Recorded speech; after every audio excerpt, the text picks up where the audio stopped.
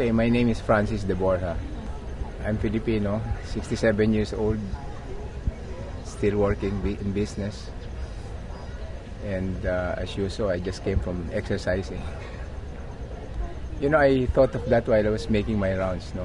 And I think it would be better to describe it in terms of what a Filipino should not be.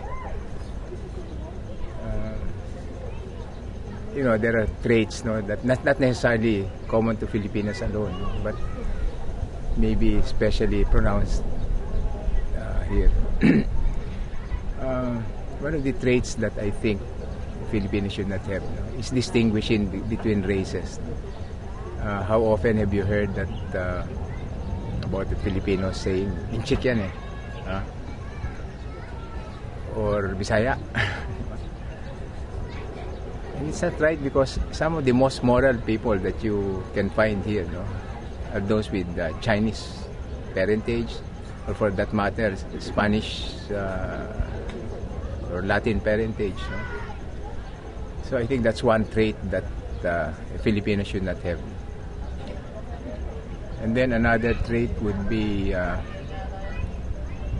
actually, there's a German word for it. I don't know if do you know the meaning of Schadenfreude?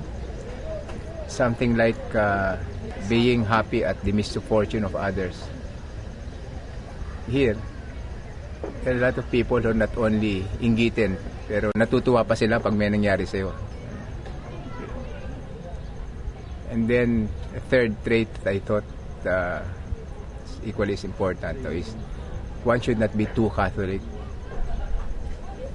You know, one of the biggest problems in the Philippines is the population explosion. No?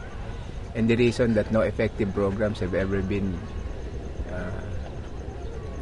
put in place is because of the objections of the Catholic Church. And you'll notice that Europe improved when the Reformation took over. So that I think that if you want to be, I mean, those are standards that if somebody who wants to be a true Filipino should aspire to. I'm not saying that I meet those standards, but anyway, at least those are parameters that one can follow. And then another way of defining a Filipino is what should a Filipino be, no? The defining or the definition of a Filipino, I think, of a true Filipino, I think, is one who loves his country. Maybe you've heard that comment that was attributed to Lee Kuan Yew of Singapore when he was asked what he thought a president of the Philippines should have. He said, simple, he should love his country more than anything else. Because, you know, when you love your country, you know, then you stop yourself, you prevent yourself from doing things that would harm not only your country but also your fellow men.